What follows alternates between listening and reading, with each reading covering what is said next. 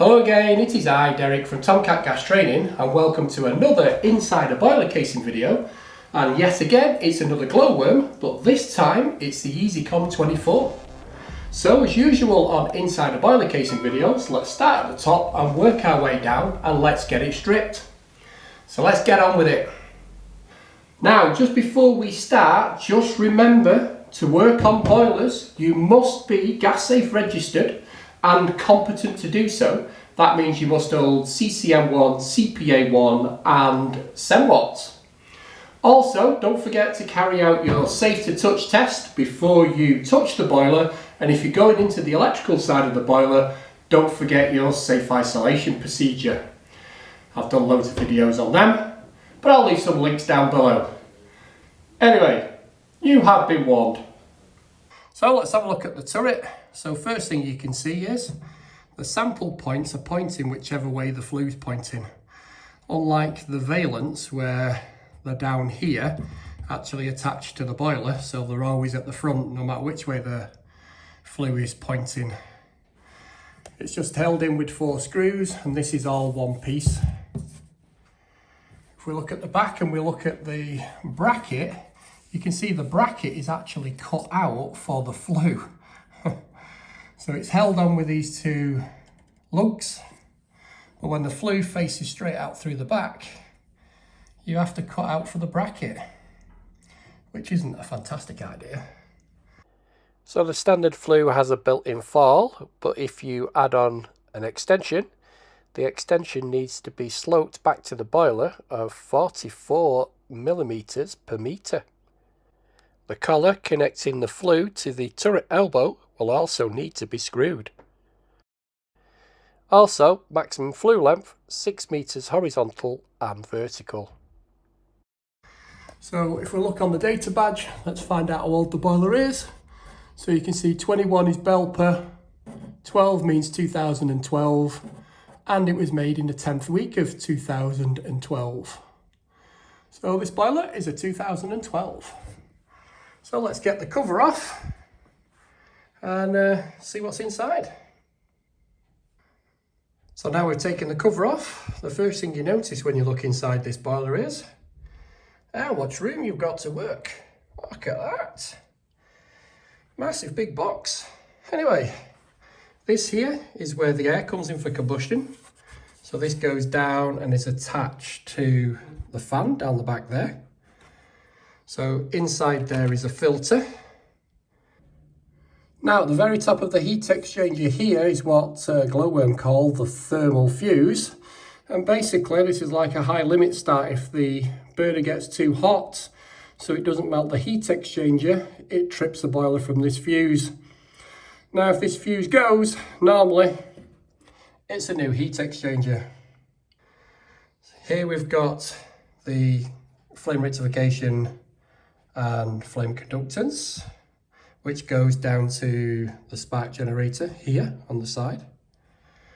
On the back here you can see we've got the fan, and down here we've got the gas valve, which is connected directly onto the fan, as you can see. If we look closely around the back down there where the Jubilee clip is, that's where the condensate pipe is connected to the trap down here. Here on the left hand side you can see we've got the flow thermistor, and right at the back there we've got the return thermistor. Big grey thing we've got here is expansion vessel, Schreider valve, easy to get on. So this is the air side, this is the water side, and you can see the burner, which is a stainless steel burner. We'll look at that in a bit when we completely strip it. If we come down to the water set, we can see this doesn't have an ERP pump. Now this boiler has built-in frost protection, which basically operates the pump. Now it starts the pump as soon as the temperature in the heating circuit falls below 12 degrees centigrade. The pump stops as soon as the temperature of the water contained in the heating circuit reaches 15 degrees C. If the temperature in the heating system falls below 7 degrees C, then the burner ignites until it reaches 35 degrees C. The frost protection system is activated when the appliance is switched on. So if your appliance is turned off, it won't work. And again, this isn't really recommended if this boiler is installed outside the envelope of the building. You will require another thermostat to be able to control the temperature of the system. Just behind the pump, you can see we've got the automatic air vent, and this is the copper pipe then what feeds up to the expansion vessel. Here we've got our Flue turbine. So the way this works is there is a Hall effect sensor there. There is a little magnet inside there with a little paddle. We're going to strip this so you'll be able to see it. So when it spins round, it makes a signal to the board, which then operates the diverter valve. So this is the old style diverter valve. So again, we'll be stripping that and having a look at it. Just down here now, we've got the low water pressure sensor, and we've got the pressure relief valve. At the back there, we've got the plate-to-plate heat exchanger. And that pretty much is what we've got inside this boiler. So that's what the components are. So let's get this burner out. Now, first thing we need to do before we can get into the burner and the heat exchanger is we need to remove the silencer. So all we've got here is a T or Torque 20 screw. So just going to remove that screw.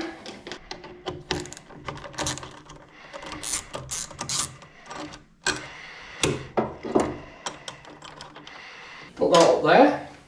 Then what we've got to do is wiggle this silencer out, and it's a bit tight this because of the flow pipe here, so you've got to kind of wiggle it to the end, turn it on an angle and twist it to get it out. It's not the easiest thing in the world to get out. Anyway, that's out. Now, what we've got to do is we've got 4 nylock nuts here, and they will need to be replaced once you've taken them off. Like every glowworm boiler and Valent boiler, when you take the burner door off, the gasket needs to be replaced. So do these 4 nylock nuts. And the gas connection is down here. The fibre washer on the gas connection needs to be changed. But before I undo these bolts, I've got the electrical connections to disconnect. So we've got the HT lead here on the spark generator we need to pull off. We also need to pull off the feed to the spark generator because it's attached to this part of the burner and it's going to be coming out. So we need to take that out, and there's a wire on the bottom. We've also got to take the earth wire off here on the door itself. And there is an electrical connection down here for the gas valve, which is easy to get off, but it's a pain to get back on. So that can just wiggle off. And the last wire we've got to get rid of is the fan wire. So that's off. So that's all the electrical connections off, and now we can take off the nylock nuts. So I just need to change this now for a 10mm socket and undo them. So this is the one with the bracket, so you've got to make sure put the bracket back on. Otherwise, if you don't put the bracket back on and you put the nut on, then you'll have to replace the nut again.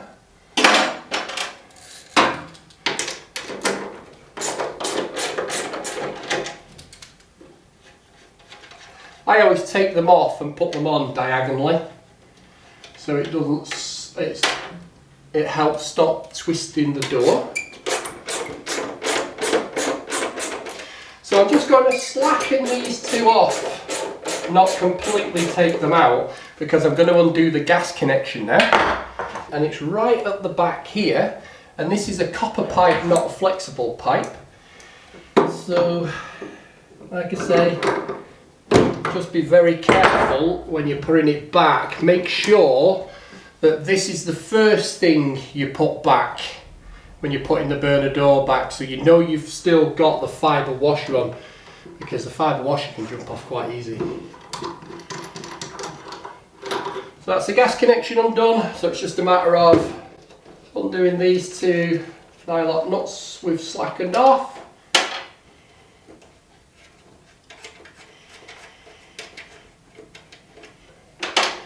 And now pull and twist it out, and it's out. So let's have a look. Now it looks in pretty good condition. The flaps just fell off, but it looks in pretty good condition, this. So the insulation's good. The spark generator needs a bit of attention. Obviously this seal here is what needs to be replaced, but that looks in good nick with plenty on it. So the heat exchanger, bit dirty, but nothing you wouldn't expect on a boiler of this age. So shall we take a closer look at the burner then? So let's start at the electrodes here. So the gap between there must be between 3.5 and 4.5 millimeters. And then when we're looking at the insulation, we've got to make sure it's not cracked or broken, because it will damage the front of the door. Now, depending on the size of the boiler, now this boiler comes in 24 and 28 kilowatts, will depend on how long this burner is. So this is a 24 kilowatt one, so the smaller burner. And we can see this gasket, which needs to be removed. So if we come down to the gas valve, now this is where the connection goes on for the wires, which was hard to get off, never mind get on. And then we've got our in and out settings. Now remember, this is facing this way in the boiler. So not a good idea to put your test points on the side where you can't see them. Also, this is the throttle here, what Glowworm call a throttle, where you're adjusting your CO-CO2 ratio. This is where you can change your ratio, or you can convert it to LPG, or from LPG to natural gas. And you can see we've got the good old gas valve here and our gas connection. So again, we've got the fan. So basically what the fan does, the quicker the fan goes, the more gas it is sucking in and the more air it's sucking in. And then it's blending it in the tube and then sending it to the cup burner, which is burning 360 degrees around, which is ignited and rectified by the electrodes. So that's a closer look at the burner. Next thing we're going to take out is the flow turbine. So we have to remove the Hall effect sensor, which is down here. So all it does is literally pull off. Simple as that. Now, next thing is, there's 2 points where you can actually get on here to undo them. There is like a bigger nut here at the back, and then there is another one here. Now what I suggest is, use your bigger spanner first to get onto the big nut and undo that first.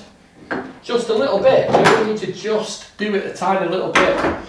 Then you can get with your 17 milli spanner then, you should be able to get onto the sensor and undo it without snapping it. If you don't undo it first with that bigger spanner, then there's every chance you could snap it off. And then it is a pain to get out.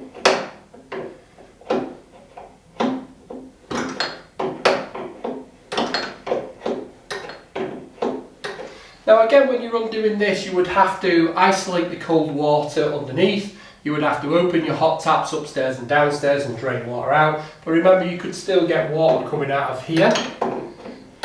So make sure you protect the PCB. What I've done is I've pulled it out of the way. Not that I'm going to get any water, but there you go. Once you think you've got it loose enough, you should be able to undo it with your hand. And then that is the flow turbine. Dead easy to replace if anything goes wrong with it. When you come to put it back in, it's just a matter of, there's a rubber seal right on the edge, so you don't even need to put any paste or anything like that on there. So that's the flow turbine, and it comes as a complete kit if the Hall effect sensor's gone. Now, how do you know whether the Hall effect sensor's gone? On the front of the panel there is a tap symbol, When a lot of the glowworm boilers, when the water is running, the tap is flashing. So you could have a problem with either the Flue turbine or the diverter valve. But if that tap symbol is flashing, then it's not the Flue turbine. It's the diverter valve what could have been damaged. So if the tap is flashing, then it means this side, the Hall effect sensor, and this is working, because this has to spin to make the Hall effect sensor work. And if the tap is working and it's still not coming on, then it could be that, or it could be something more sinister on the board. So, Hall effect sensor. Next thing I'm going to take out is the plate-to-plate heat exchanger. And again, I'm going to need my torque 20. The first thing I need to remove is the diverter valve head motor. So there's just a little pin. You just have to pull out and the head comes off, so it's easy done.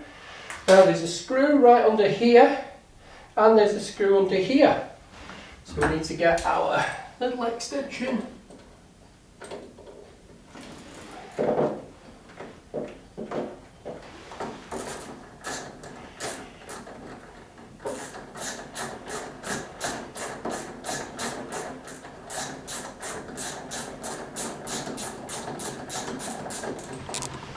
Now again, when you're taking the plate-to-plate heat exchanger off, you need to drain the boiler down, well, isolate the flow return valve underneath the boiler and get rid of the water out of this boiler itself. Otherwise, you get wet.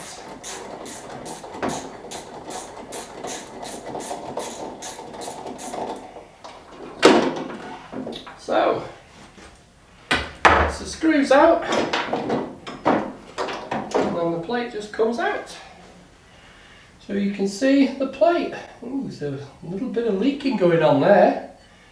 So yeah, there is a little bit of stainage down there. So that seal on the back there wasn't on very well. But you can see there's an arrow there telling you which way the plate goes, and again the plate is offset. There's one of the O-rings. So these O-rings will all have to be replaced as well. So that's removing the plate. Incredibly quick and easy. Now I would say the hardest component to take apart on this boiler when it's in situ is this diverter valve, because we need to undo it at the front and we also need to do the bypass bit at the back. So first one, getting the front out is quite easy. You just need to get a spanner, a big spanner. Sometimes these can be incredibly tight to get off, or they could just fly off like this one has.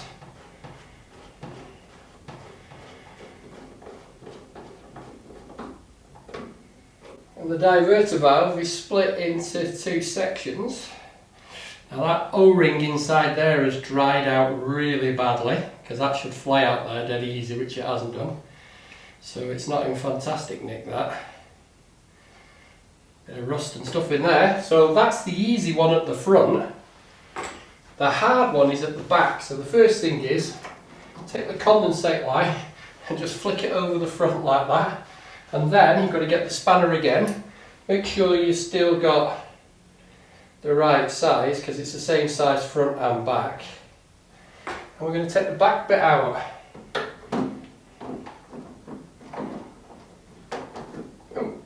Well, that's actually undone very, very easily. I expected it to be a lot harder than that.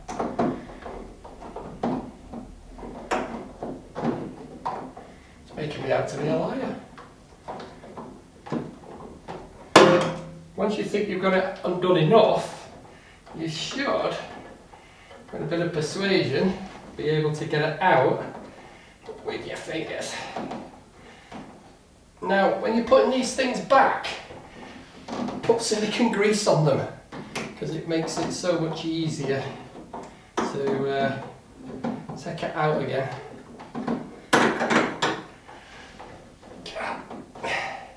Let's tighten this one.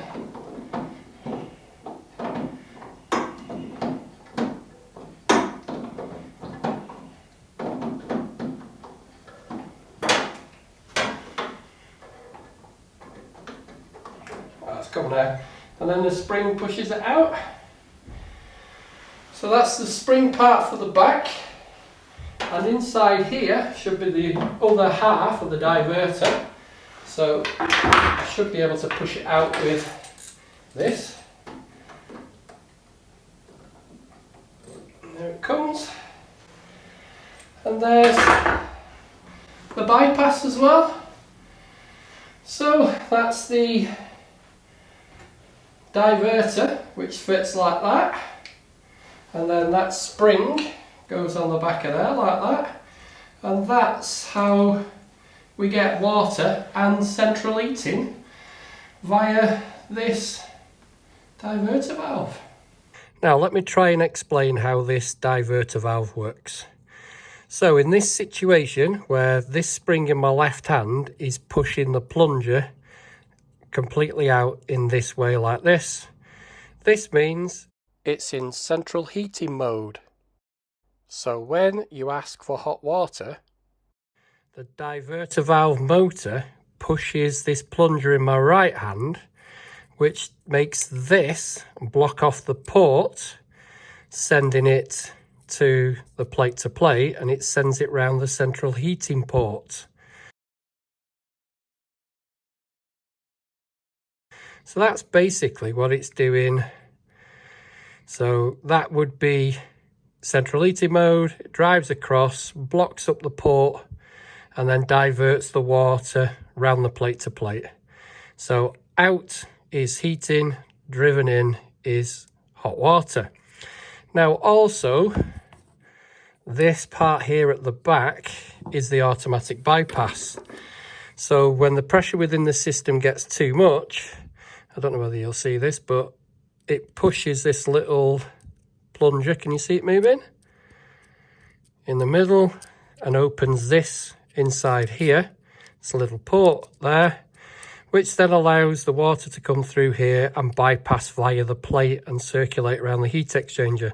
So when it's in central heating mode, all your TRVs shut down.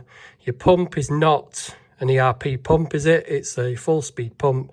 And it opens up this little valve, this little non-return valve, and sends the water through the plate heat exchanger and then back round the heat exchanger itself, so it circulates around. Then your thermistors would obviously register the water is too hot and then turn the burner off.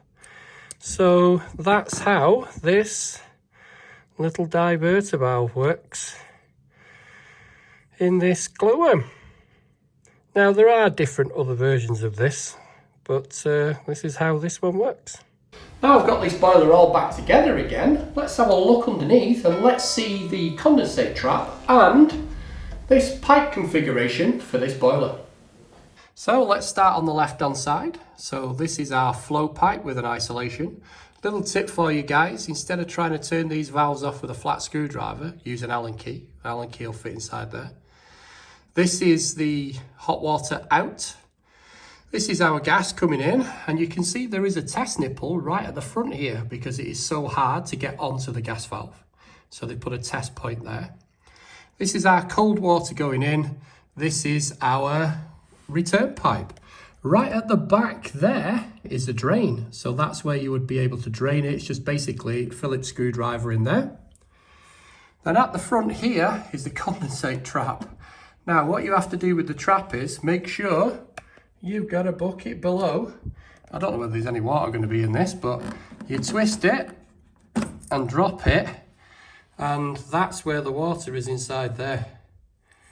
So that's the condensate where the water goes, and that's your outlet pipe. Now you basically just put in your overflow pipe over that. There's no rubber pipe comes with this one. So to put that back in, it's as simple as that. Just watch out for that water. Now there is no filling loop on this built in. You have to do an external filling loop. And the last hole we've got here is where the pressure relief valve pipe goes in. And this was a pain in the backside to get in. You used to have to put this in first before you hung the boiler on the wall. So that's the pipe configurations for this glowworm Easicom 24.